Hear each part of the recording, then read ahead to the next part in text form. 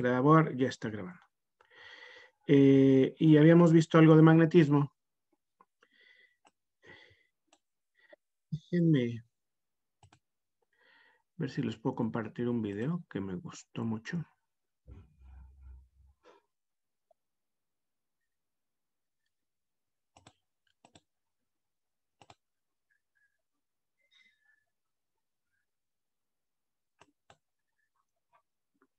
Antes de continuar con magnetismo, es un video que les pongo a la gente de química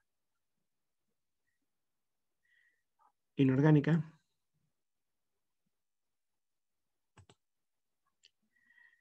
Y permítanme.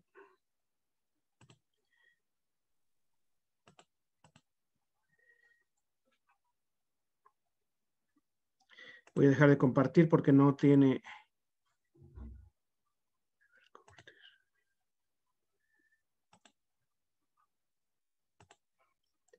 Voy a empezar recordando un poco lo que es magnetismo y parte de lo que es importante el paramagnetismo. Obviamente el paramagnetismo puede existir no solo en compuestos de coordinación, sino en muchas moléculas.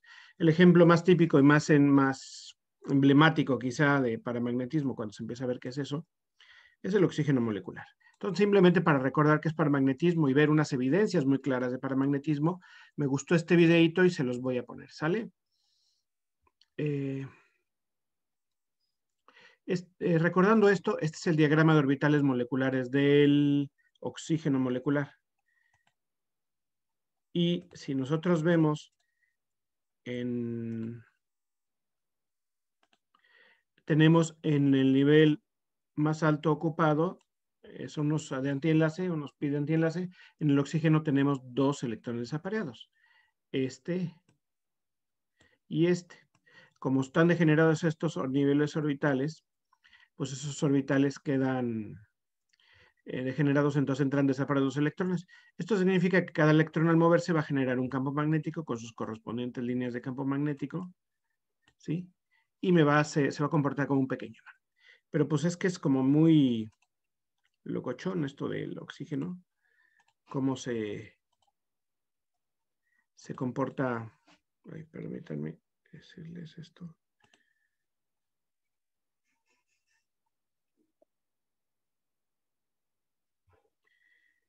Admitir. ¿Y qué evidencia tenemos? Pues es medir el momento magnético en una balanza magnética. Pero si lo queremos ver un poco más espectacular, ahí les va el video. Está en inglés, pero está sencillo. This episode is supported by 23andMe. I'm so excited. I didn't think there was going to be an opportunity for, like, you get to handle liquid oxygen. Oh, yeah. Throw the switch down. For the liquid oxygen. Okay. And then lift the switch. I feel nervous. I don't know why. I'm here at MIT with one of the technicians from the physics demo group, preparing to pour liquid oxygen over a magnetic field created by some super strong electricity. Let me repeat that. Liquid oxygen. I've never seen liquid oxygen. And they let me pour it. By the way, I'm Diana and you're watching Physics Girl. Gently. Okay. And then, oh my gosh. I can't believe this demo. It is really cool. I was freaking out because the liquid was just hanging there between 2 magnetized pieces of metal. Liquids aren't supposed to do that, in my experience. But this liquid was just hanging there. Fíjense lo que están haciendo. Si estamos diciendo que el oxígeno es paramagnético, pues se va a ver traído enfrente, si lo ponemos enfrente de un campo magnético intenso, se va a ver atraído. Si tenemos un campo magnético muy pequeñito, la masa o el peso del mismo oxígeno, pues va a ser superior a la fuerza magnética que ejerza el paramagneto llamado oxígeno con el campo magnético de un imán pequeñito. Pero si ponemos un imán suficientemente grande, se va a ver atraído. Obviamente el oxígeno líquido pues hierve a menos 100 grados centígrados, no me acuerdo, menos 100 y pico grados centígrados, no me acuerdo cuál es, pero bueno, muy bajo.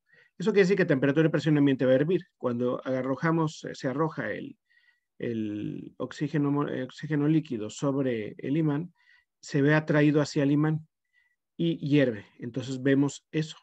Lo que tienen es un electroimán, no es un imán permanente. Entonces da la oportunidad de encender o apagar el campo magnético. Y vean lo que sucede cuando se enciende y se apaga el campo magnético. in a magnetic field created by electricity. And as soon as you turn off the electricity, well, let's see what happens. There's no surface tension effect here. That's amazing. And as soon as I turn it off, oh my gosh. Can I do it again? In all my time at MIT, no professor ever did this demo for us. So disappointing, because the physics here is really cool. First thing, there are electromagnets, which are made by running electricity through coils of wire. 2 coils that when we pass a DC current through them, it's going to create a magnetic field between these 2 giant pieces of metal.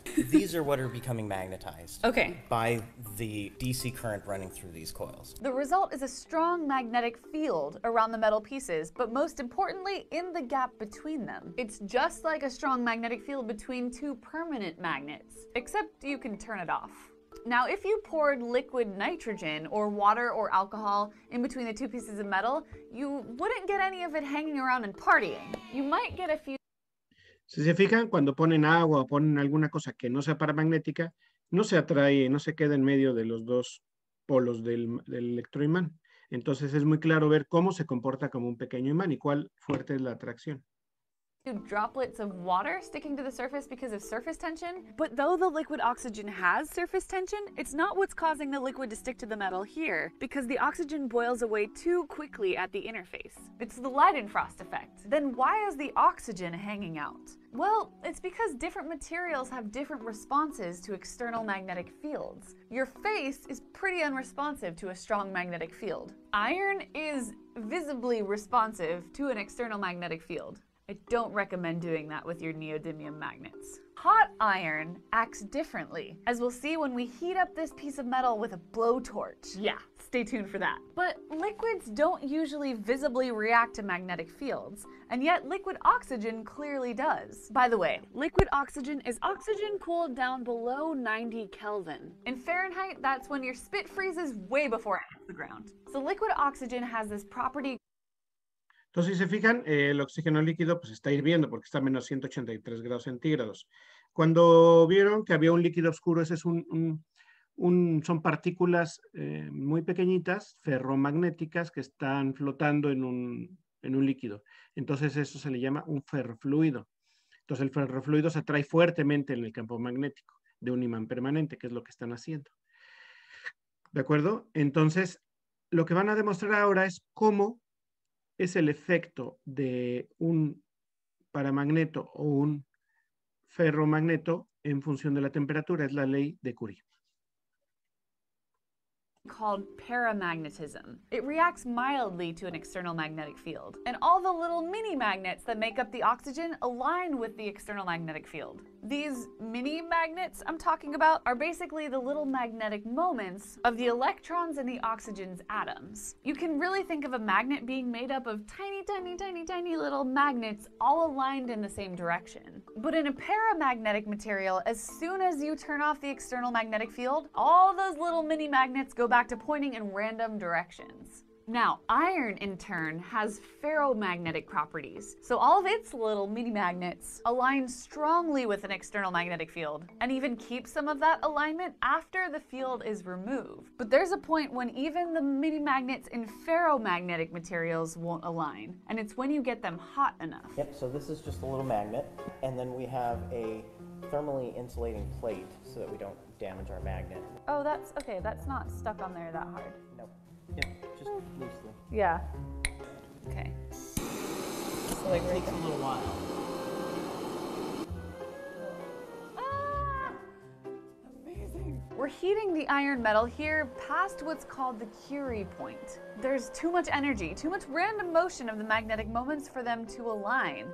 And so the iron no longer sticks to the magnet. This is just like how it's impossible to get a bunch of preschoolers to line up if they have a ton of energy. But if you freeze them, I mean metaphorically, if you let the iron cool back down. If it cools, it will actually be redrawn to the magnet. The Curie point of iron is around 1043 Kelvin, which is incidentally around the temperature when iron starts to get hot enough to emit visible light, which is why it's glowing here. I really enjoy these demonstrations, and we tried some other demonstrations and some other stuff with these demos. Can you just like, oh wow, there's a big spark there too. So that's a back EMF. We actually have one will do a huge back EMF when you lift it. Oh. We could just wheel that one out. We did wheel that out. I'm gonna save that demo for next week though. Thank you to the technical services group at MIT. They were amazing. They made all of this possible. Thank you guys for watching this video. Subscribe if you want more physics and hit the notification bell if you want to know when my videos come out. And happy physicsing. Thanks to 23. Bueno, ese fue el video. Vamos a salirnos de esto. Me pareció que es muy ilustrativo y está bonito. Me parece que valía la pena echarle un ojo, porque era algo interesante, porque pues pocas veces vemos este tipo de demostraciones en la vida real. En la facultad no tenemos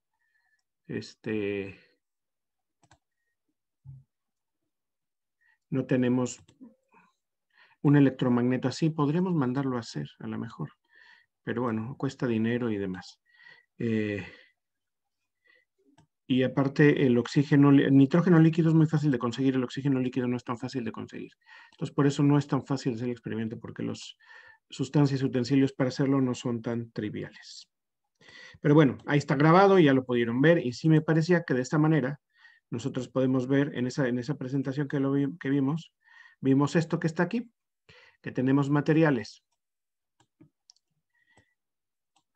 diamagnéticos, como el nitrógeno o el agua, que no se pegaban en el imán. Tenemos paramagnéticos, como el oxígeno, y teníamos ferromagnéticos, como el hierro o como el fluido ferromagnético que vimos.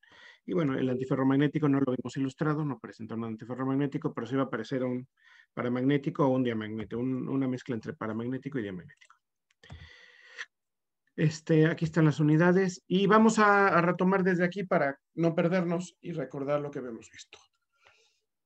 Cuando tenemos un material que tiene ciertas propiedades magnéticas y le ponemos en un campo magnético, la relación entre la magnetización, que vamos a llamar I, y la fuerza de campo magnético, que normalmente siempre se llama H, la fuerza de campo magnético, se conoce como inducción magnética, y a la inducción magnética le vamos a llamar B, donde la Nu0 es la permitividad magnética en el vacío. Como lo mencioné la vez pasada, que esto ya lo habíamos mencionado, es parecido, es que tengo dos polos magnéticos y cuánto se siente, pues depende un polo al otro. Cómo interaccionan depende de una constante que es la permitividad eléctrica en el vacío. Ahora bien, la magnetización inducida por el campo externo por unidad de volumen dependerá de la susceptibilidad. A los materiales van a tener diferentes propiedades para poderse magnetizar y eso va a depender de una susceptibilidad de cada uno de los materiales. Y esta susceptibilidad pues la vamos a expresar así. Se va a inducir una magnetización dependiendo qué tan susceptible sea el material de magnetizarse. Si se fijan, hasta ahora no hemos estado viendo nada de simplemente sus propiedades generales. No estamos viendo nada de moléculas. Entonces, estos valores de susceptibilidad magnética serán positivos para algo que tenga una respuesta magnética positiva, que son los paramagnéticos o ferromagnéticos, y para los diamagnéticos, pues no, obviamente no, porque van a tener una repulsión ante el campo magnético. Esta cantidad no tiene unidades. Normalmente, para poderla expresar de mejor manera, lo que hacemos es, la dividimos entre la densidad y va a ser la unidad de la susceptibilidad por gramo. Y si esta susceptibilidad por gramo la multiplicamos por la masa molar o el peso molecular, pues lo vamos a tener la susceptibilidad molar. Entonces ya empezamos aquí a relacionarlo con sustancias reales, con sustancias compuestos. Podemos empezar a correlacionar con compuestos que ya nosotros podemos ver o conocer más fácilmente. Y esto es lo que les mencionaba. Cuando ponen el tornillo ese y lo calientan con el soplete, se pone rojo vivo. Entonces pasa una temperatura que es una temperatura crítica que se llama temperatura de Curie. Entonces disminuye mucho el momento magnético permanente de la sustancia. ¿Por qué?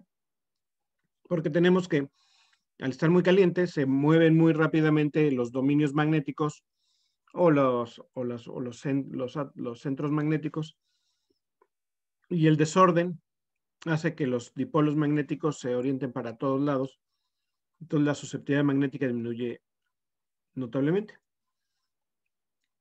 Y la susceptibilidad va a estar en función inversa de la temperatura. ¿Qué quiere decir? A mayor temperatura, menor susceptibilidad magnética. Y eso lo vimos expresado en el video, donde simplemente cuando se calienta se pierde esto, ¿sí?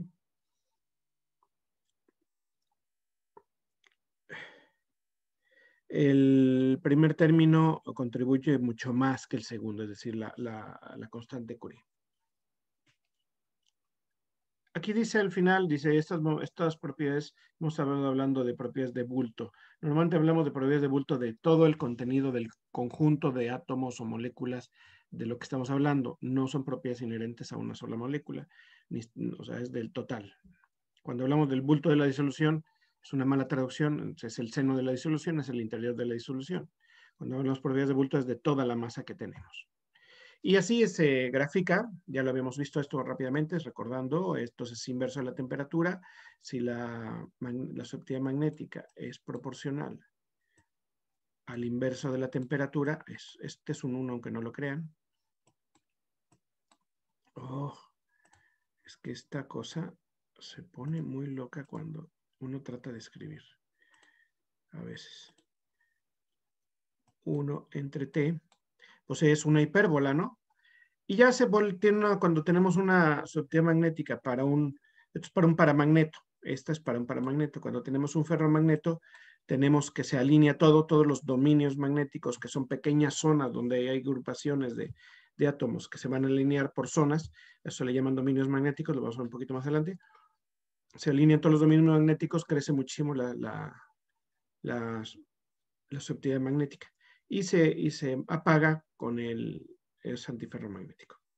Y en dimagnético pues no tenemos. Pero lo que queremos es discutirlo ya en función de moléculas y electrones, no nada más en propiedades de bulto, que es lo que hacen a veces los fisicoquímicos. Los fisicoquímicos y la termodinámica, ustedes se fijan, me dicen todo por mol, no se fijan muchas veces en lo que es un enlace o cosas así, miden mucho propiedades de bulto, en general, no siempre. Entonces, Langevin desarrolla una teoría para explicar el paramagnetismo. En ella sugiere que cada molécula o ion con uno o más electrones apareados puede considerarse como si fuera un pequeñísimo imán con un momento magnético definido. Es decir, lo que dice Langevin es lo que ya hemos mencionado muchas veces. Cada electrón desapareado, cada electrón va a comportarse como un pequeño imán, de tal manera que cada imancito tiende a alinearse paralelo cuando se le pone un campo magnético aplicado, que es lo que hemos visto hasta ahora. Esto es, si tenemos una colección de moléculas idénticas, cada una con un momento magnético nu, y cada una de ellas debe orientarse paralela al campo magnético aplicado, estas moléculas se orientarán, pero debido a la energía cinética de las mismas, habrá una cierta oposición a que lo hagan todas.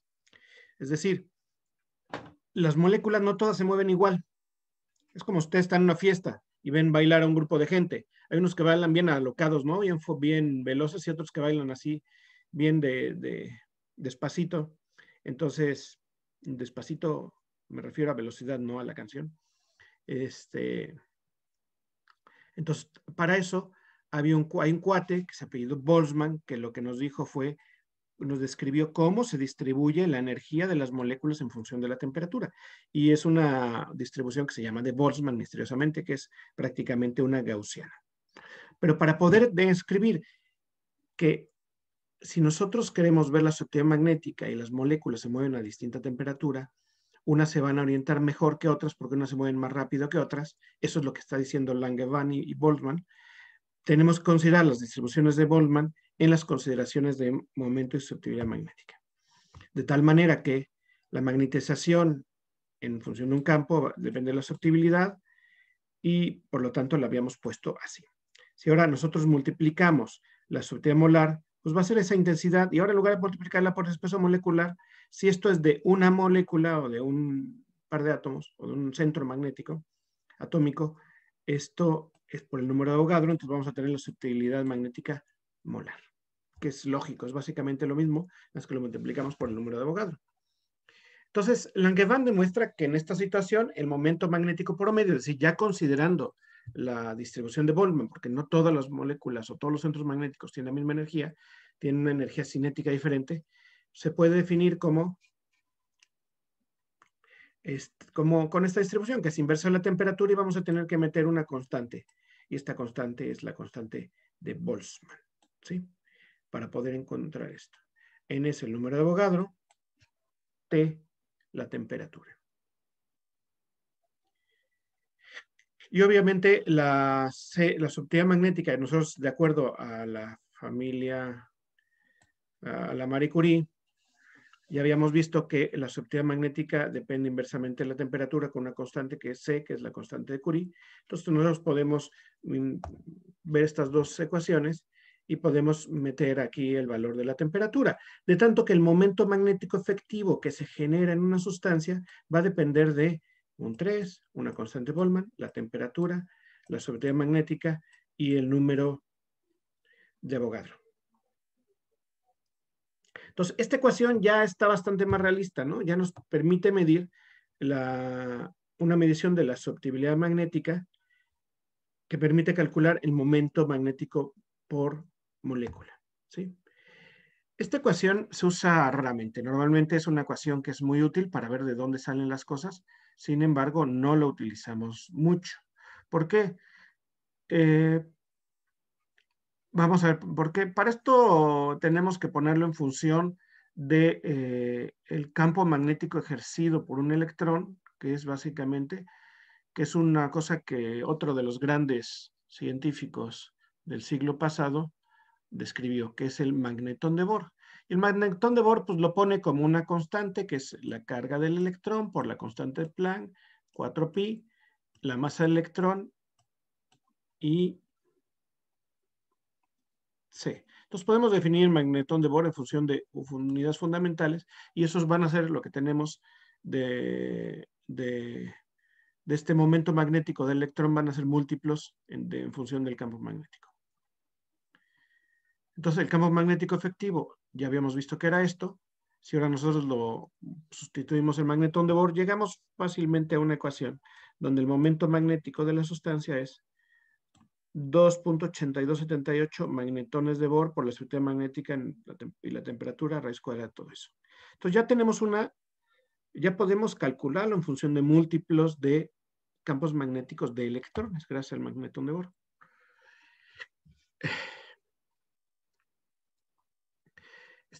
Hay que hacer más consideraciones si queremos ser formales en esto. Esta estadística, pues tenemos sistemas cuánticos. Esta estadística se escribe en una cosa que se llama la estadística de Bose-Einstein. ¿Saben quién fue Bose? Fue un hindú que también se ganó el premio Nobel, al igual que Einstein. Con ciertos spines particulares. Son los electrones, protones y átomos con ciertos spines son particularmente este tipo. Considera que un sistema de n partículas por unidad de volumen, cada una con spin en medio y un momento magnético de magnitud n, electrones, a final de cuentas, o átomos con electrones apareados, al aplicar un campo magnético, la componente del momento angular de spin es esto, porque hasta ahorita no hemos visto cuál es el campo magnético debido al spin. El valor correspondiente al momento magnético va a ser o esta o este. Va a ser si es paralelo y si es antiparalelo. En el caso que yo tenga un momento, un spin, voy a compartirles un pizarrón porque no puedo escribir aquí. En el momento que yo tenga un spin en este lado, voy a tener más nu. Y en el momento que tenga un spin para este lado, voy a tener menos nu. Cuando entran desapareados en orbitales, todos entran en la misma dirección. ¿Sí? Entonces yo voy a tener, si tengo 4 electrones, voy a tener 4 nu de momento magnético total. Pero si entran apareados, voy a tener, si entran apareados, voy a tener un spin para acá y un spin para acá. Este va a tener un valor de más nu y este va a tener un valor de menos nu. Entonces, esto si lo sumo me da 0.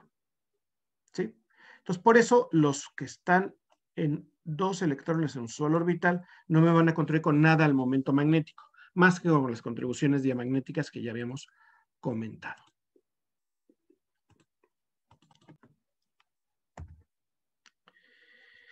Entonces, ¿qué es lo que hacemos para poder medir el momento magnético? Lo que hacemos es utilizar una cosa que se llama la balanza de Wey, que es un magneto que atrae a una muestra. Si es paramagnética o ferromagnética, la va a atraer. Si es diamagnética, la va a repeler. Los dos pares de magnetos, los dos se ponen como un magneto parecido a lo que vimos en el video anterior. Se ponen la muestra en medio y lo que se hace es que se introduce la muestra dentro del campo magnético. Ahorita tenemos un dibujo. Y esto hace que se aplique una fuerza. ¿Qué quiere decir? Vamos a verla aquí. Es decir, se pone un imán aquí y otro imán aquí. Entonces tenemos aquí un campo magnético. Déjenme. Y este campo magnético lo que va a hacer es que va a ejercer uno. Entonces, esta muestra, si es paramagnética, se va a ver atraída en este campo magnético y va a ejercer una fuerza en este sentido. Si fuera diamagnética, se vería repelido y tendría una repulsión en este sentido. Si yo conozco el peso, que es el peso, no sé, pues ustedes lo saben, es una fuerza ejercida, yo puedo medir el peso y luego el cambio de peso, lo que me va a decir es la fuerza total, ya sea de atracción si es paramagneto o de repulsión si es diamagneto. Y de esta manera conozco la fuerza que está ejerciendo en una balanza en este sistema. Entonces, ¿cómo lo hago así? Pues simplemente yo pongo el peso en función del campo menos el peso en campo. Entonces, con peso es una fuerza, la diferencia de estas dos fuerzas es la fuerza ejercida por el campo magnético, el campo paramagnético inducido en este campo que estamos poniendo aquí. Es decir, yo pongo un campo magnético externo, con esta susceptibilidad, el material va a inducir una fuerza que voy a poder medir por esta diferencia. Y lo que usamos normalmente son magnetos de este tipo de cantidades, ¿no? Uno magneto de entre 400 y 800 Gauss. Antiguamente esos magnetos no eran fáciles de hacer, normalmente se tenían electroimanes. Conforme va ido avanzando ¿cómo se llama? La química y los materiales, se han hecho algunos magnetos permanentes, que son de pequeño tamaño y tienen muy intenso campo magnético. Vamos a verlo para que vean lo que pueden hacer. ¿Alcanzan a ver aquí?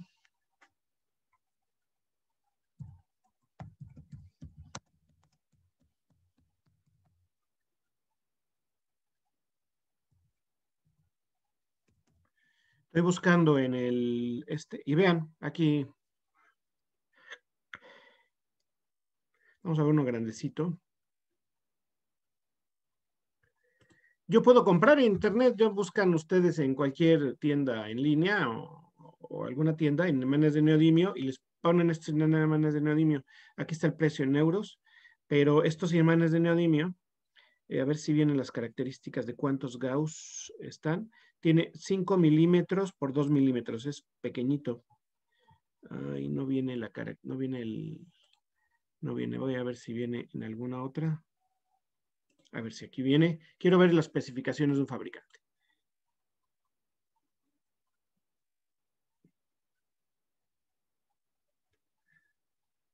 Ay.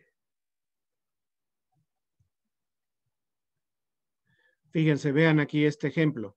Son imanes tan pequeñitos que poniendo un dedo, el campo magnético es tan intenso que pasa a través uno de otro. Son unos ferromagnetos muy, muy grandes. Estos ya se venden por muchos lugares, pero no, quiero encontrar uno de una compañía, a ver esta compañía, a ver, esta, ¿no? A ver si en AliExpress viene uno que nos diga los campos magnéticos de los imanes comerciales. No me quiero registrar en AliExpress. Ahí están los imanes.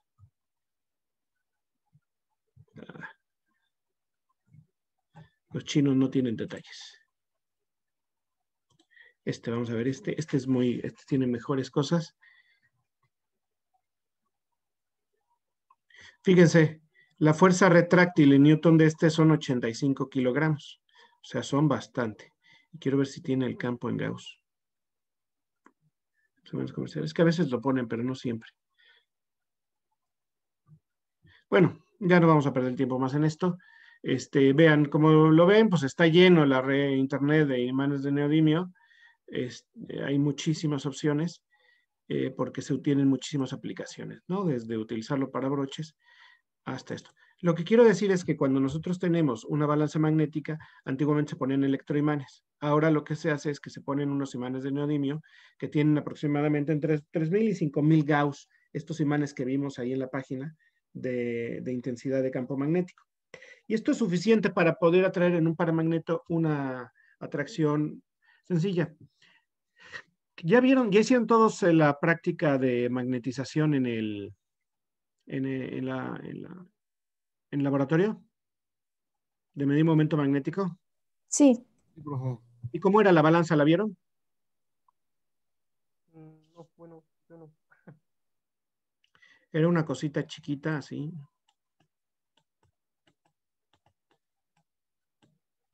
Era una cosita chiquita ahí.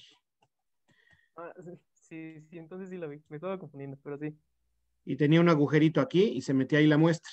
Y ahí no se veía como que un gran sistema ni una balanza. Lo que hace esta balanza es diferente. Lo que hace es mete la muestra y pone unos imanes acá. Y estos imanes están flotando sobre algo que tiene una rotación más o menos libre. Y hay un espejo y una fotocelda. Entonces el espejo lo tiene pegado aquí. Entonces manda una señal de luz y se mueve, se rota un poquito el sistema magnético por la presencia del paramagneto, se traiga más, se traiga menos. Entonces ya no es que midan un peso, miden una desviación, un ángulo. Es mucho más práctico para poder hacer este tipo de mediciones. Por eso las balanzas son tan chiquitas. Simplemente es un diseño más, pero está basado en lo mismo. Una fuerza inducida por tener un campo magnético. Bueno, ahorita regresamos más a la parte teórica. Quisiera enseñarles otra cosa. ¿Cómo depende del tamaño las propiedades magnéticas? Y aquí les voy a hacer una propaganda personal para aquellos que les llegue a interesar. Voy a aprovechar esto para hacerles una pequeña propaganda, pero ahí va. Cuando nosotros tenemos materiales ferromagnéticos, es decir, como un imán grande, como esos imanes de neodimio que están viendo, o como una magnetita de los imanes del refrigerador o cosas así, lo que tienen son lo que mencionaban en la, ¿cómo se llama? En la presentación esta del video. Tienen dominios. Es una red sólida, es un sólido reticular covalente normalmente, o iónico, y tiene trozos que le llamamos dominios, que son estos, ¿sí? Estos dominios son trozos y los dominios van por grupos de átomos que tienen paramagnetos. Si son de hierro, tenemos 5 orbitales D y tenemos 5 electrones desapareados. Entonces, si tengo muchos de estos junto a otros iguales a estos y muchos de estos alineados, cada uno de estos representa 5 medios de electrones desapareados, se van alineando por grupos. Entonces, cuando tengo estos dominios, cuando tengo una partícula de tamaño grande, se comporta como un ferromagneto, que es el verde. Digo, perdón, ¿cómo se llama? El morado. Hay cierta región de ferromagneto cuando tenemos multidominios, pero cuando vamos siendo más pequeñita la partícula, más pequeñita, más pequeñita, más pequeñita, aquí abajo estamos graficando tamaño, aquí estamos graficando la susceptibilidad, la gráfica es la magnetización en función de un campo. Lo que vemos es que cuando se van haciendo más pequeños, llegamos a una región donde son muy pequeños, la magnetización permanente que tenemos es muy pequeña. ¿Por qué? Porque estos vamos dividiendo en trocitos estas cosas, hasta que nos quedamos con una sola partícula. Y estos monodominios están constituidos por unos cuantos cientos de átomos. Estos cuantos cientos de átomos, el movimiento térmico es suficiente para poder moverlos y dispersarlos. Sin embargo, cuando yo hago una gráfica de magnetización frente a campo y yo empiezo a aplicar un campo, empieza a magnetizarse, magnetizarse, magnetizarse. Y si yo regreso en el campo, se empieza a desmagnetizar, desmagnetizar, desmagnetizar. Si yo tengo los dominios magnéticos, cuando son ferromagnetos, no regresa al mismo lugar y es el principio de la grabación magnética. ¿Sí? La grabación magnética es tener esto que se llama histéresis. Esta diferencia entre los azules de que yo aplico un campo y queda un campo permanente, es así. Ustedes pueden hacer un experimento, agarren un imán permanente de los que tengan en su casa, puede ser desde la bocina de una bocina, un altavoz de un equipo de audio, hasta uno de los de refrigerador, y pongan una aguja de hierro, una aguja de coser.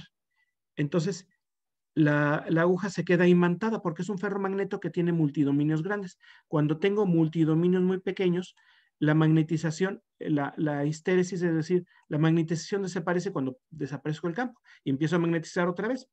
¿Y esto qué tiene de importancia? Que cuando tengo partículas muy pequeñitas, del orden de 2 a 10 nanómetros, tengo partículas que entran en una característica que se llaman superparamagnéticas. Se comportan como un paramagneto, a menos que les ponga un campo magnético externo, entonces se comportan como un ferromagneto. Y eso tiene un montón de aplicaciones. ¿Para qué les voy a hacer la propaganda? Porque es una invitación de, si yo hago partículas tan pequeñitas, chiquitas, que le pongo una partícula muy pequeñita de estas dimensiones, nanómetros, y yo le pongo aquí una cubierta de alguna sustancia, de algún material, y en este material, por ejemplo, pongo un fármaco, resulta que si esto yo lo inyecto en la sangre, puedo llevar hacia un tumor sólido, por ejemplo, en el hígado que una persona tiene tumor, puedo llevar todas las partículas que tienen un material que tiene el fármaco. Y puedo hacer que se suelten puedo llevarlas al lugar donde está la enfermedad. Entonces puedo llevar los fármacos, direccionarlos magnéticamente. Y ese es el principio, tiene un montón de aplicaciones para este tipo de cosas. Pero son que las propiedades magnéticas son notorias solo en presencia del campo y se parecen paramagnetos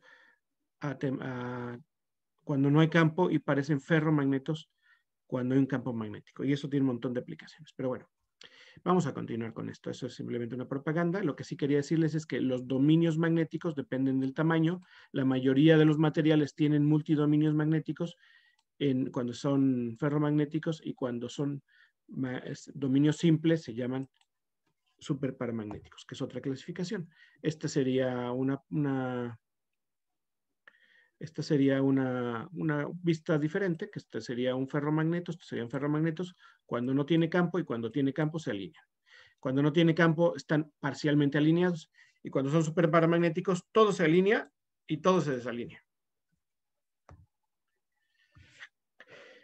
Es un resumen de lo que ya habíamos visto: ferromagneto, paramagnético y antiferromagnético y diamagnético. El diamagnético no depende de la temperatura, porque solamente es una repulsión por las corrientes inducidas por el core.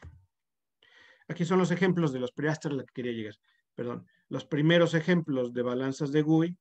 Fíjense qué imanzotes teníamos y qué aparato para medir o para generar el campo, y ahora lo que tenemos son balanzas de susceptibilidad magnéticas muy pequeñitas, con electrónica muy pequeñita, y lo podemos hacer muy sencillamente.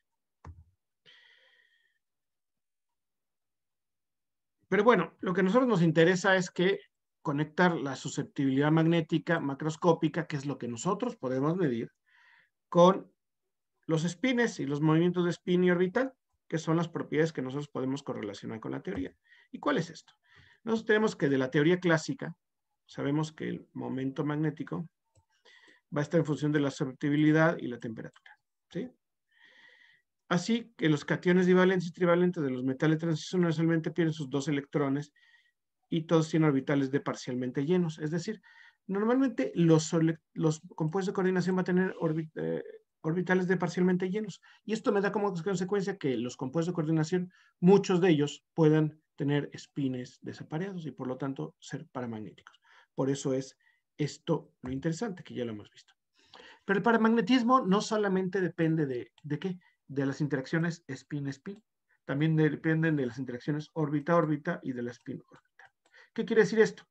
Si yo tengo, voy nuevamente a irme al pizarrón, porque si no, no se ve nada con el PowerPoint y su defecto. Si yo tengo un electrón y este electrón tiene un spin de 1 medio y este va a girar, me va a generar un momento magnético. Pero si yo tengo un núcleo, vamos a poner el núcleo de otro color, un núcleo de un átomo, y yo considero a un electrón girando alrededor del átomo en una órbita, voy a poner la órbita así por ponerla, porque ya saben que son orbitales sin órbitas. El electrón se va a estar moviendo alrededor de la órbita. Entonces va a tener dos movimientos, uno de rotación, uno de traslación, por decirlo, traslación no es traslación, pero porque eso sería un modelo planetario, y sabemos que el átomo no corresponde a un modelo planetario, pero sí, por eso se le sigue llamando un momento orbital. Entonces vamos a tener un momento de spin y un momento correspondiente al movimiento del electrón alrededor del átomo, y ese le llamamos a llamar movimiento órbita. Entonces yo puedo ver que el momento magnético total que me genera el electrón, el momento que me genera el electrón, va a ser igual al momento de spin más el momento orbital, porque esto no solamente está girando, también se está trasladando. Y pueden también interaccionar el acoplamiento de los dos momentos magnéticos. Se pueden acoplar y puedo considerar el momento de spin interaccionando con el momento orbital, ¿sí? Entonces, el momento total del electrón, que es lo que vamos a medir experimentalmente, va a estar en ese sentido. Si me regreso a mis diapositivas, que son aquí, lo que quiero decir es que voy a tener interacciones de spin-spin, interacciones órbita-órbita, interacciones spin-órbita. Y se deben de ver cómo se acoplan todos estos para dar el momento total de spin. Entonces, porque si yo mido un momento magnético, el momento magnético es la función de esas tres contribuciones y no nada más de una sola contribución. Entonces, para poder calcularlo, tenemos que considerar eso. Esto quiere decir que si nosotros vemos el momento magnético, el spin total de la molécula, el momento magnético va a depender del spin en esta forma. Es una ecuacióncita muy, muy sencilla. Es decir, 4s por s más 1 a la 1 medio, es decir, raíz cuadrada, todo eso es el momento magnético que yo estoy midiendo dependiendo de los spines. ¿Y cuál es el spin total? Pues el spin total es la suma de los spines individuales. Es decir, si yo tengo un D2, quiere decir que tengo dos orbitales D. Uno con un electrón acá y otro con otro electrón acá. Si estos orbitales están más o menos cercanos en energía, entonces voy a tener un medio más un medio. Perdón. Un medio más un medio. De un electrón más el otro electrón, uno aquí y otro aquí, en un orbital y en otro orbital. Entonces, la suma total del spin va a ser igual a 1 para este caso. Entonces, ¿cuál va a ser la multiplicidad de spin? 4, 1 más 1, 2. Por 4, 4. 2 por 4, 8. Entonces, el momento magnético total va a ser raíz de 8. O lo que es lo mismo. 1 más 1, 2. Por 2, 4. Raíz por 2. Entonces, sería la fórmula del momento magnético. Vamos a considerar esta que es más simple, que es lo mismo. Pero esto solamente el momento magnético va a ser de esta manera cuando consideremos solamente el spin. Esta ecuación nosotros la podemos simplificar de esta manera, que el spin total es el número de electrones que tenemos entre dos, es decir, tenemos dos electrones apareados entre dos, el spin total es igual a 1. Si ahora tenemos un hierro 3, que es un D5 y todos están desapareados, tendremos 5 medios. ¿Sí? El spin total.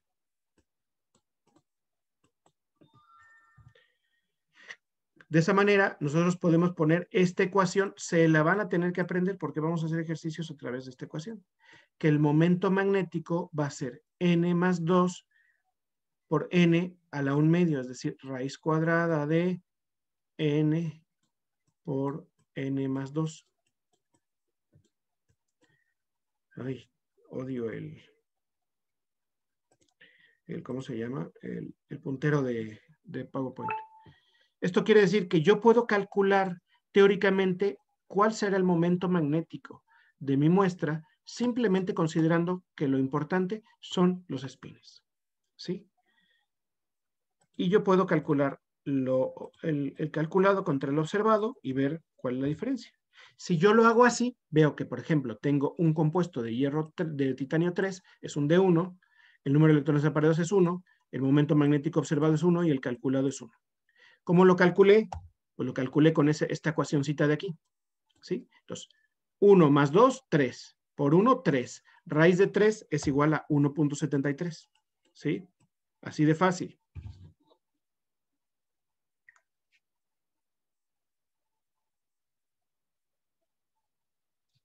Así de fácil. Cuando tengo vanadio 4, tengo 1 y tengo 1. Entonces, cuando yo mido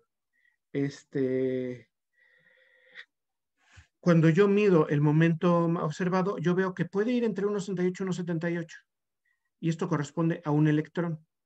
Y el momento calculado es 1.73. Cuando yo calculo para 2 electrones, me da que este es el momento magnético que debo observar. Y yo lo que encuentro es que cambia muy poquito. Pero si se fijan, lo importante de aquí es que para los de la primera serie de transición, fíjense bien, fíjense en esto. La diferencia entre un electrón y 2 electrones apareados es suficientemente grande para poderlo distinguir aún entre las variaciones que me da medirlo. De unos compuestos me da más cerca del 2.75 y otros compuestos me da más cerca del 2.85. Entonces, eso es importante. Esto quiere decir que puede ser suficientemente bueno considerar las contribuciones únicamente de ese spin cuando estamos hablando de primera serie de transición. Si yo me voy, por ejemplo, a 3 electrones apareados, fíjense, pues está todos entre 3.7 y 3.9, pero hay mucha diferencia entre el que tiene 2 o el que tiene 1. Esto quiere decir que puedo distinguir fácilmente cuántos electrones tienen apareados simplemente con ver el momento magnético de los compuestos. Cuando me voy a 4, vean los momentos magnéticos. Cuando me voy a 5, cuando me voy a 6, pues lo puedo tener como 0, como 3 electrones apareados. Estoy viendo un octaedro en campo débil. Y yo veo que el momento magnético pues normalmente coincide razonablemente bien, ¿sí? Cuando tengo campo fuerte, pues voy a tener cosas con menos momento magnético. Entonces el momento magnético observado va a estar también en los intervalos esperados. A veces se pasa un poquito más de lo esperado y eso lo vamos a ver por qué puede ser. Pero en general es suficientemente diferente para poder distinguir entre 2 y 1, entre 2 y 3, ¿no? Hay veces que si es diamagnético, por ejemplo un D6 que tiene octaédrico de campo fuerte, pues va a ser, todos van a estar apareados, va a ser diamagnético y el momento magnético que vamos a medir va a ser 0, porque no tiene una respuesta positiva al campo magnético y es lo que va a suceder.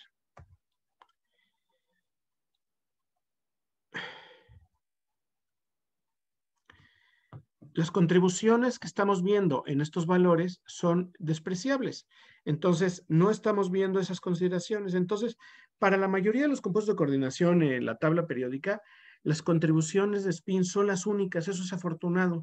Y que con esta ecuación que tengo puesta aquí, que se van a aprender y deben de anotar, es suficiente para poder calcular y ver cuántos electrones tengo desaparecido calculando en el momento únicamente considerando el spin. Sin embargo, cuando yo quiero considerar el momento angular, es decir, la traslación del electrón, entonces tengo que conocer, tengo que considerar otros momentos, otros números cuánticos. Se define como el que va a ser el momento, que el momento magnético va a estar dado por G, que es una constante giromagnética. Vamos a ver qué significa eso, y los momentos del número cuántico de momento angular. ¿Cómo es los números cuánticos de momento angular total? Pues van a depender del número cuántico L, el número cuántico S y lo que se llamaría el acoplamiento spin-órbita, que es decir, las Jotas. Cómo están acoplados los momentos angulares orbitales de spin y cómo se acoplan entre ellos dos, que sería esto. Entonces, con esa ecuación llegamos a esto, básicamente, que sería lo más interesante, que yo si quiero considerar el momento magnético más real del compuesto, tengo que considerar el spin y el orbital. Y si yo lo considero, yo lo que veo es que las contribuciones orbitales para los metales de transición son muy pequeñas, pero para los que sí son importantes son para los compuestos que es de lantánidos y actínidos. Para ahí sí son importantes y ahí tenemos que considerarlos. ¿Sale?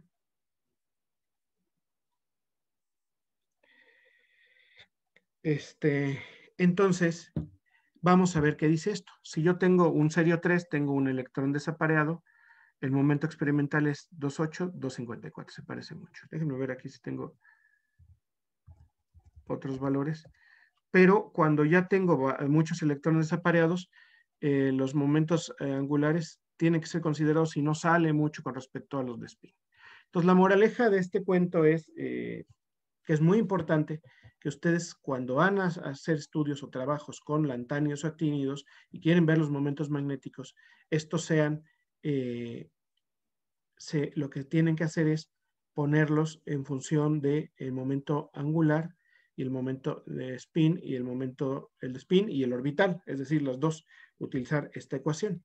Para cuando son simplemente de metales de transición, con esta ecuación es suficiente. Entonces, la gran mayoría de los compuestos de coordinación que vamos a poder trabajar en el curso, pues van a ser así. Pero es importante tener la otra consideración. La otra consideración es bastante importante. ¿Sí? En este momento ya hicieron ustedes algunas prácticas y la parte de las prácticas es bastante importante. Entonces, les voy a dejar una tarea y no quiero seguir discutiendo este tema hasta que analicen y traten de resolver la tarea. La próxima clase quiero que ya hayan tratado de resolver la tarea para poderla discutir a fondo y poder resolverla y que ustedes la resuelvan adecuadamente. Entonces, les voy a dejar la tarea acabando esta clase, se las voy a poner en el Classroom y vamos a tratar de ver empezar a ver otro tema ahora. Y la parte de magnetismo la quiero seguir discutiendo, pero ya con casos prácticos, para ver cómo la podemos correlacionar de mejor manera.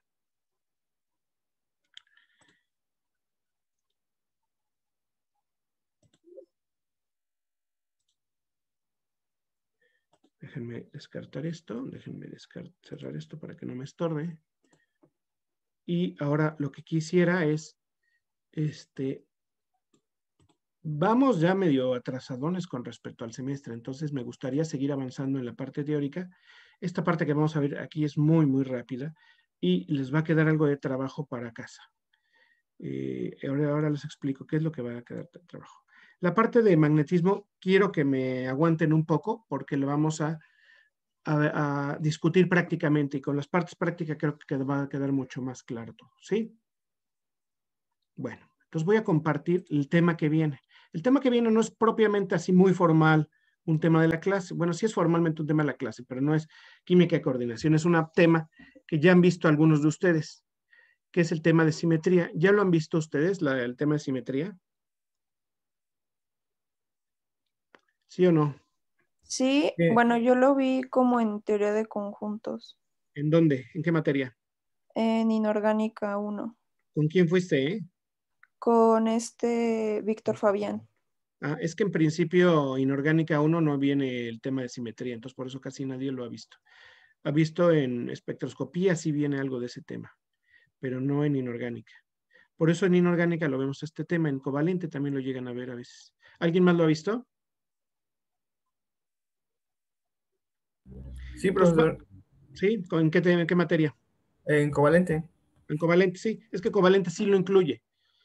Pero normalmente la mayoría de la gente ve coordinación antes de covalente y no sé por qué, porque se pueden llevar en cualquier momento, entonces se puede ver o no se puede ver. Entonces vamos a verlo muy rápido porque es un tema relativamente sencillo y les voy a dejar una página de autoaprendizaje. Entonces voy a dar los conceptos clave nada más aquí en este momento y esto se ve practicándolo, no se ve, si yo les digo las cosas, pues van a decir, ah, sí, pues está padre, ¿no? Pero no es claro hasta que no lo visualizan. Pero les voy a dejar una herramienta para visualizar, que es una herramienta muy interesante. Pues vamos a ver aquí. Vamos a ver. Pues la simetría, pues viene por todos lados. Ahora que tuve que volver a estudiar a primaria con mi hijo, hay que volver a hacer eso en la vida. De repente me doy cuenta de que en la primaria les dicen la simetría y cuál es la operación de simetría. Y a los pobres chamacos, ni el maestro tiene claro que es una operación de simetría y a los chamacos le dicen, ¿es simétrico o no es simétrico? Y no tienen ni idea ni por qué es simétrico, ni por qué no es simétrico, ni el maestro tampoco. Y les dicen qué es simétrico y qué no es simétrico. Cuando la simetría es un concepto intuitivo, pero también es un concepto claro que se puede cuantificar. Los ejemplos más artísticos de simetría son los de Maurits Cornelis Escher, que son muy famosos, hay muchas obras de Escher, aquí les presento unas, donde pone cosas simétricas o relativamente simétricas, ¿no? Aquí podemos ver que si trazamos una línea aquí, pues la mano esta se parece a esta mano, debería parecerse. Si nosotros ponemos un centro de simetría aquí, pues tengo una repetición, ¿no? Entonces, estas repeticiones, estas van a ser cotidianas en la simetría y son intuitivas. Por ejemplo, aquí Escher nos los pone, ¿no? Se va repitiendo el pez rojo, el pez rojo, el pez rojo, el pez verde, el pez verde, el pez verde, el pez verde, los azules, azules, azules, los blancos, los blancos, los blancos. Entonces vemos una repetición. Las moléculas y las redes cristalinas son eso, una repetición y una organización simétrica o no simétrica. Entonces las propiedades de los compuestos y de la química y de los materiales van a depender fundamentalmente de la simetría. Puede ser muy complicada, entonces desde los dibujos de Escher, que son muy simétricos y muy complejos, como esta de las lagartijas, hasta cosas menos simétricas, pero que tienen ciertos elementos de simetría, como el de acá de los lagartijas o dragoncitos o lo que sea que salten ahí. Tiene cosas más simétricas y menos simétricas.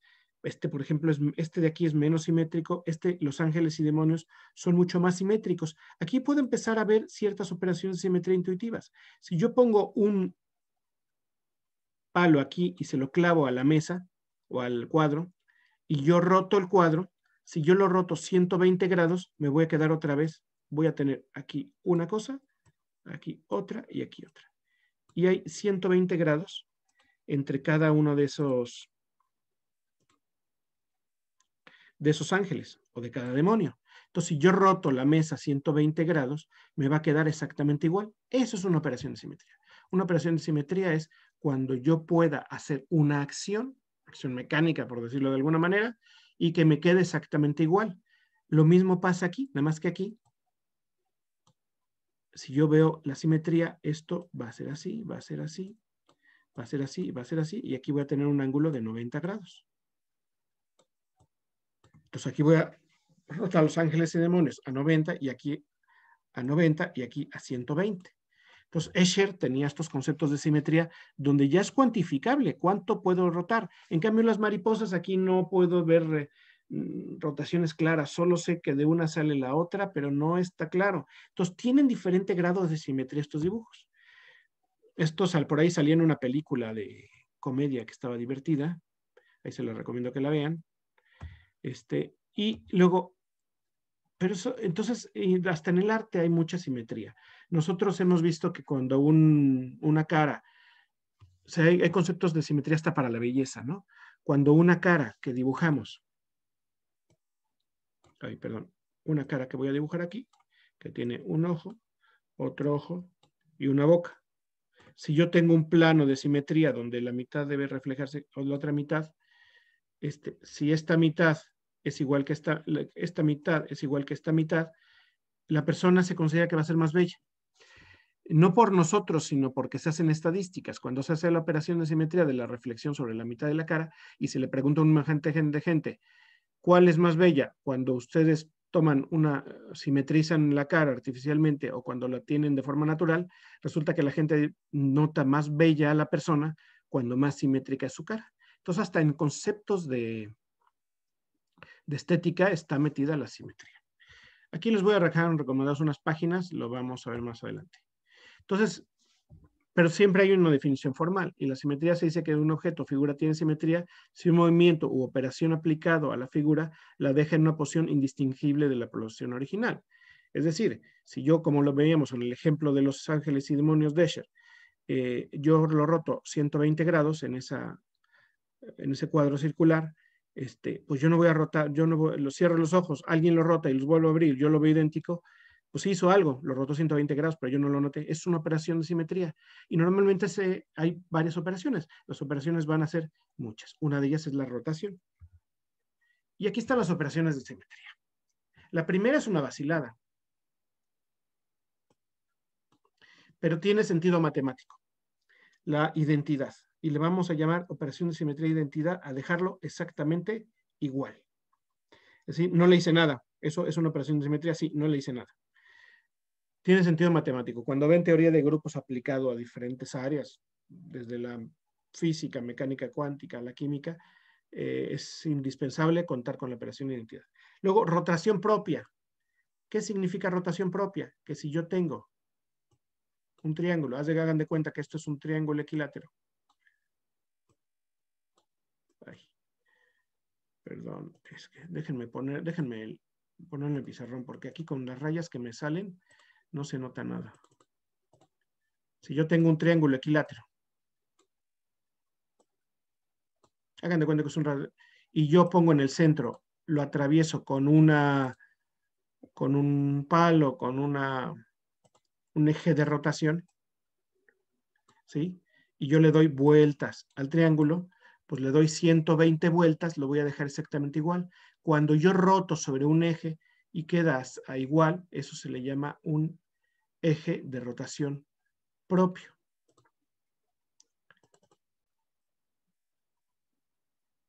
Centro de simetría o inversión. Si yo tengo un octaedro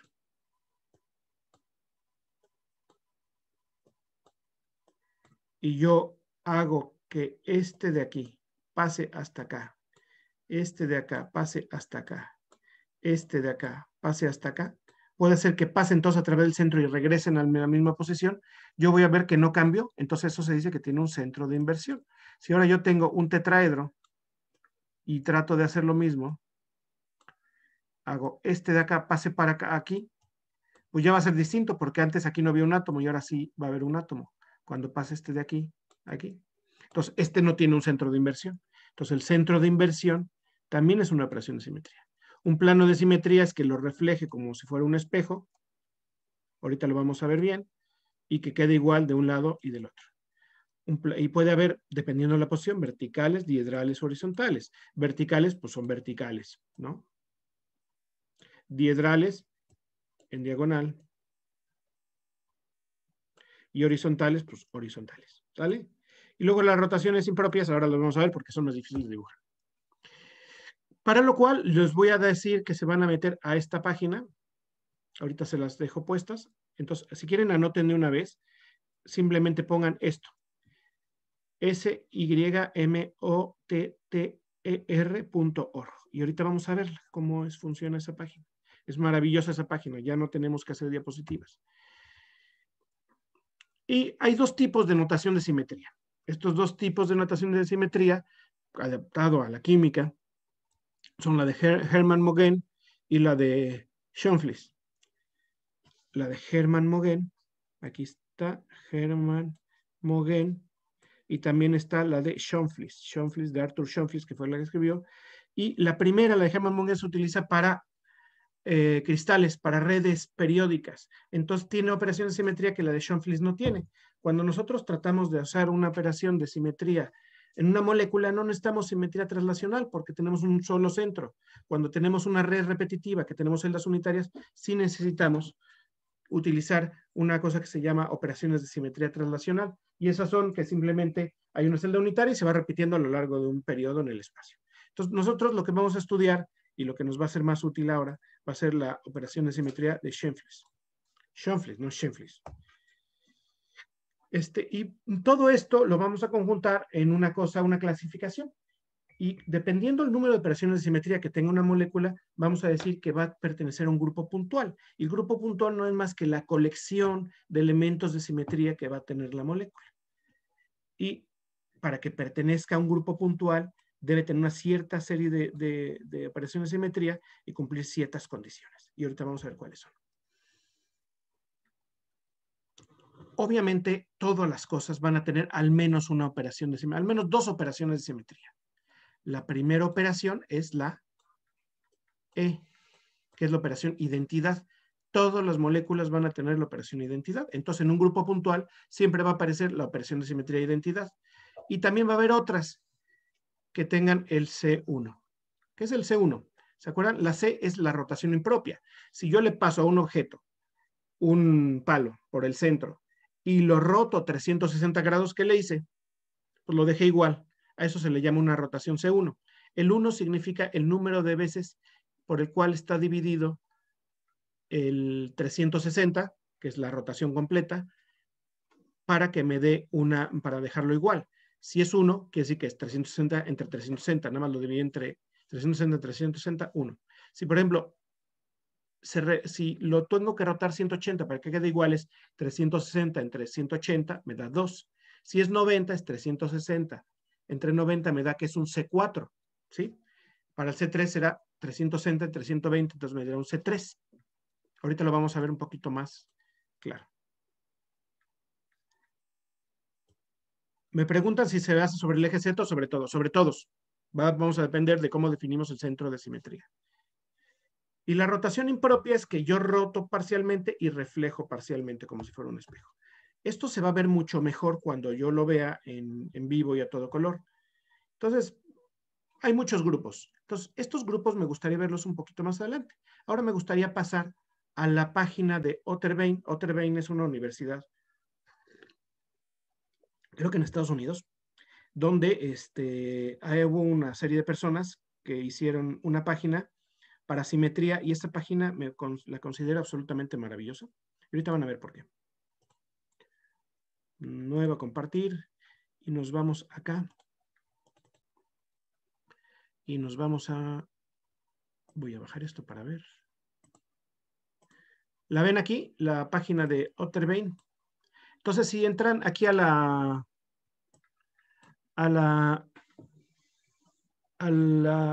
dirección de internet es symottr.org,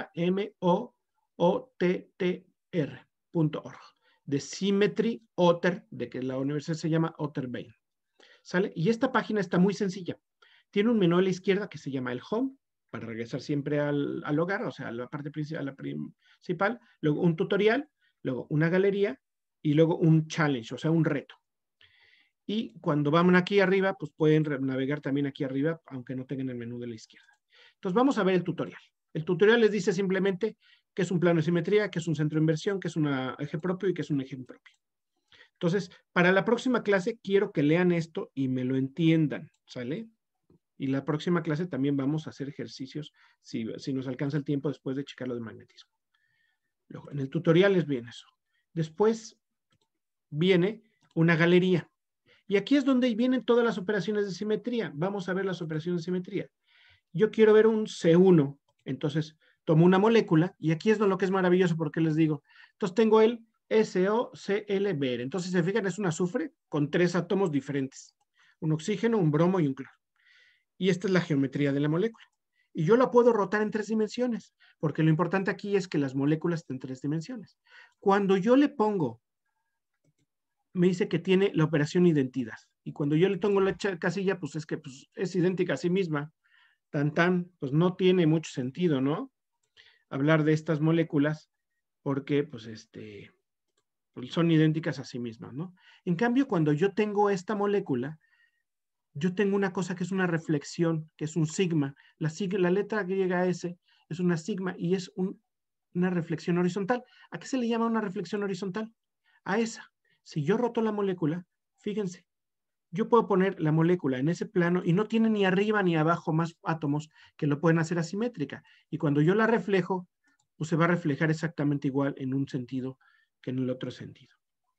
Vamos a ver otras un poquito más divertidas. Vamos a ver un CN. Vamos a ver al peróxido de hidrógeno, ¿sale? El peróxido de hidrógeno, fíjense, es esta molécula. Y aquí tiene la identidad, que esa no tiene chiste, nada más es dejarla igual. Y luego tiene un eje de rotación C2. Es decir, le paso un palo por mitad del centro de simetría, que sería en la molécula, y cuando yo la roto, ¿cómo se queda?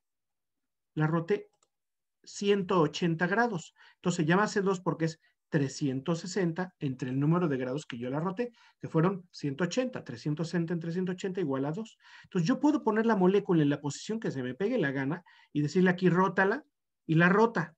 Entonces eso es mucho más didáctico que yo le saque unos modelos moleculares y a través del Zoom les esté poniendo rotaciones, porque esto lo pueden hacer ustedes. Vamos a irnos a un C4. Ya un compuesto de coordinación. Fíjense, este compuesto de coordinación es muy bonito. Es un tetraza, ciclo.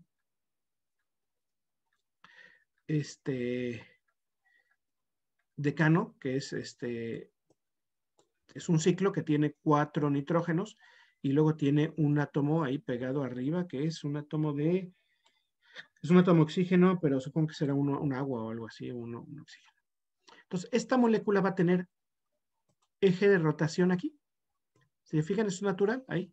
Si yo pongo la molécula de esta manera, lo más centrada que yo pueda, y yo le digo, vamos a ver cómo es esta rotación, fíjense. La que queda igual exactamente. La rotamos y queda exactamente igual. Si yo lo pongo por arriba, se ve mejor cómo se rota y se queda así. Cuando yo veo un C2, la molécula también tiene un C2. Es decir, la puedo rotar 90 o 180 grados. Eso da como moraleja una cosa. Una cosa que pueda rotar 90 grados, si la roto 2 veces, ¿qué va a hacer? La puedo rotar 180. Entonces, 2 de 90 es igual a 180. Por lo tanto, todas los múltiplos de un eje de rotación mayor van a dar uno menor. Es decir, 2 de 90 me dan uno de 180. Es decir, un C2, 2C2 me va a dar un C4. Y luego me dice aquí, si yo apago ya no me desaparece el palo, y yo voy a poner otra vez el palo aquí, y me va a decir que tiene otras 3 de estos. ¿Cuáles son estos? 1, 2, 3. Entonces también tiene C4 3 veces. Vamos a seguir viendo algunos ejemplos. Aquí la alfa-ciclohexina. Esta molécula me gusta mucho porque tiene unas aplicaciones maravillosas, muy bonita. Esta molécula es maravillosa y les voy a contar por qué es maravillosa. Estas unidades que se ven aquí, estos anillos de 6 que estoy señalando con el mouse, son anillos de unidades glucosídicas. Entonces agarran al almidón, le ponen un bicho que se llama Bacillus maceranus, y tiene una enzima, genera una enzima que lo que hace es que corta el almidón, que son un montón de unidades glucosídicas, y lo corta y lo pega en unidades de 6, de 7, de 8 y de varios tamaños. Las más comunes son 6, 7 y 8. A la 6 se le llama alfa, a la 7 se le llama beta y a la gamma se le llama 8. Y se les llama dextrinas porque son derivados, se le llaman los derivados no poliméricos, que son pocas unidades monoméricas de la glucosa, estas dextrinas. Y tiene una cosa muy en común, que esto tiene muchas aplicaciones porque es una molécula que tiene un hueco, es como un anillo. En la parte interna tiene interacciones débiles, puras dipolos inducidos o dipolos débiles. Y la parte externa, de arriba y abajo, tiene OHs y OHs. Fíjense, tiene OH secundarios y OH primarios. OH secundarios, estos de aquí, porque están unidos a un carbono secundario, y esto es un OH primario. Y estos OH primarios hacen que sea muy soluble en agua. Entonces, cuando nosotros ponemos una molécula que es muy poco soluble en agua, en una disolución de ciclodextrinas, ¿dónde creen que se mete la ciclodextrina? Se mete aquí adentro, porque la protege de la ruptura de los puentes de hidrógeno agua-agua. Y eso hace tener como consecuencia que se forme una cosa que se llama complejos de inclusión. Y eso tiene un montón de aplicaciones en farmacia, en alimentos, en un montón de cosas. Si yo pongo un fármaco que es poco soluble en agua metido con una ciclodestrina, no está unido químicamente a la ciclodestrina, pero sí lo protege térmicamente, de fotoquímicamente, y aumenta la solubilidad. Entonces tiene unas aplicaciones muy interesantes. Y también se pueden aplicar a la simetría. Esta cosa, al tener 6 unidades glucosídicas, yo le puedo poner un eje C6 en medio. Entonces el palo lo estamos viendo por arriba, y cuando yo lo roto, fíjense cómo se queda la ciclodestrina. Una molécula tan compleja con tantos átomos tiene un perfecto eje de rotación C6. Ahí. Luego, si yo pongo un 3, pues va a ser la tercera parte. Si yo pongo aquí ahora un eje de rotación C2, pues 180, ¿sí? Y así sucesivamente. Ahora vamos a ver cómo son los planos diedrales. Vamos a ver una molécula que se llama el tuisteno. Se llama el tuisteno porque está así como torcidita. Entonces, si yo le digo que tengo un eje de rotación C2, es este eje de rotación. Vamos a ponerlo. Tengo otro eje de rotación y otro eje de rotación. Fíjense, tiene estos ejes de rotación. El centro de la molécula queda perfectamente encuadrado en un octaedro. Y cuando yo aplico cada uno de los centros de rotación, me deja la molécula idéntica cuando la roto 180 grados, en el eje X, en el eje Y y en el eje Z. Si yo pongo ahora un compuesto de los familiares de este curso, que es el complejo de tricetileendiamina, en este caso el metal es cobalto, los compuestos muy parecidos a los de Werner, pues este va a tener rotaciones C3. ¿Por qué? Fíjense. Ahí el eje de rotación queda ahí. Cuando yo roto esta cosa, va a tener esta rotación. O para el revés. Yo lo puedo poner para un lado o para otro. Yo le puedo activar otro eje de rotación acá. Tiene esos ejes de rotación aquí. Fíjense, tiene 3 ejes de rotación. Aquí dice que tiene un 3 porque tiene 3 ejes de rotación. Y cuando yo lo roto, cada uno me va a decir, lo roto en este sentido. Ahora lo apagamos. Vamos a ir prendiendo uno por uno. Lo roto en este sentido. Lo apagamos, lo prendemos y lo roto en este sentido. Entonces, le estoy enseñando básicamente el funcionamiento de el software este que está en línea. Y se fijan, lo que tenemos aquí es que cada una de estas letras es un grupo puntual. Y los grupos puntuales, por ejemplo, las piramidales como el agua, ya tienen algunas otras propiedades de simetría que no solo son rotaciones. Obviamente la rotación más normal es la que pasa a través, como el momento dipolar del agua, que pasa a través del oxígeno y en línea con los hidrógenos, y pues va a ser una rotación de 180 grados, eso es evidente. Pero, ¿qué pasa con las reflexiones, con los planos? Los planos de reflexión, fíjense, este es un plano de reflexión, se refleja y queda idéntica, y el otro plano de reflexión es el que está sobre el plano de la molécula. Entonces, todas las moléculas planas tienen un plano de reflexión sobre el plano de la molécula. Si yo quito este y le digo este, pues no lo veo cómo cambia porque pues, es la misma molécula, ¿no? Vamos ahora a un C4B. Vamos con un compuesto de coordinación, que este es un compuesto de manganeso con carbonilos y tiene un cloro por ahí. Entonces, esto le rompe un poco la simetría. Ya no es un octaedro perfecto, entonces esto hace que tenga diferentes operaciones de simetría. Por ejemplo, si yo le pongo un C4, pues obviamente los 4 ligantes ecuatoriales son iguales, entonces voy a tener ahí 90 grados de diferencia y por lo tanto voy a tener un C4. 360 entre 90 igual a 4, por eso tengo un C4. O lo puedo ver a la inversa, rota para el otro lado, menos un C4. Lo obtengo el 180 porque puede rotar 180.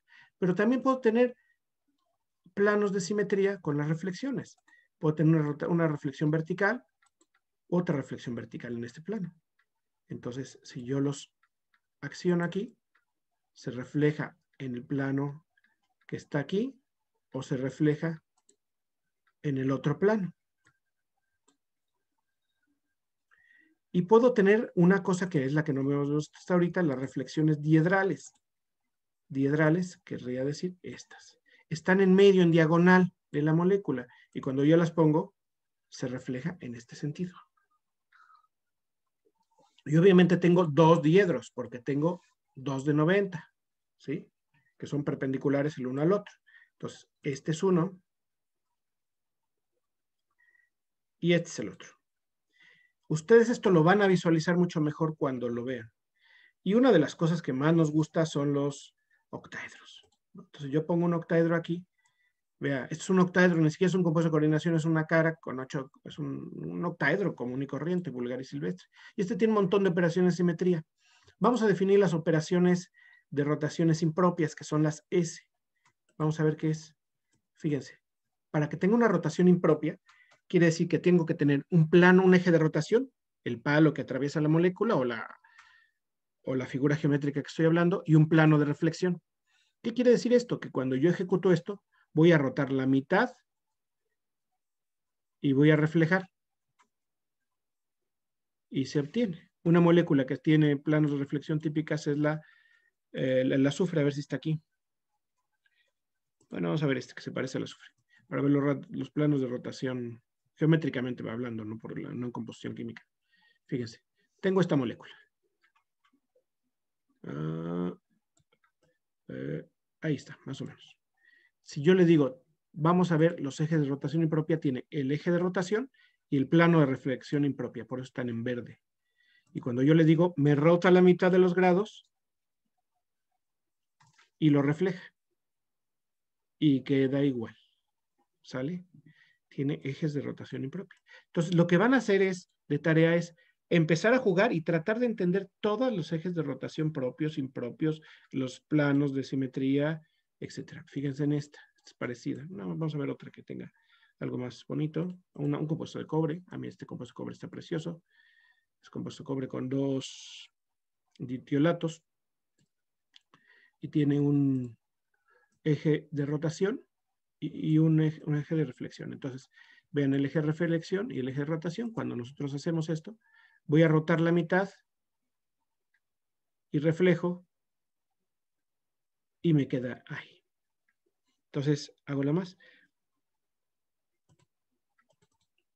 Octaedro, hexafluoruro de azufre. Este es un octaedro perfecto, ya es un azufre con 6 fluoros alrededor y aquí tengo un montón de operaciones de simetría.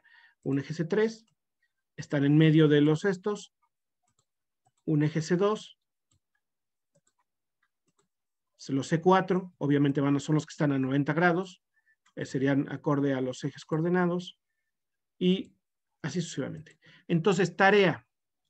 Ya estamos en tiempo para acabar la clase. La tarea es checar esta página, ver todas las operaciones de simetría, tratar de entenderlas, ver, se van acá, van a introducir, y hay un tutorial, y en el tutorial les van identificando cada una. Ejemplo, guagua, y les dice, haz esto. Benceno, haz esto. Etano, haz esto. Metano, y luego ya se van al tutorial, se van a la galería. Y lo que vamos a ver la próxima clase es el challenge.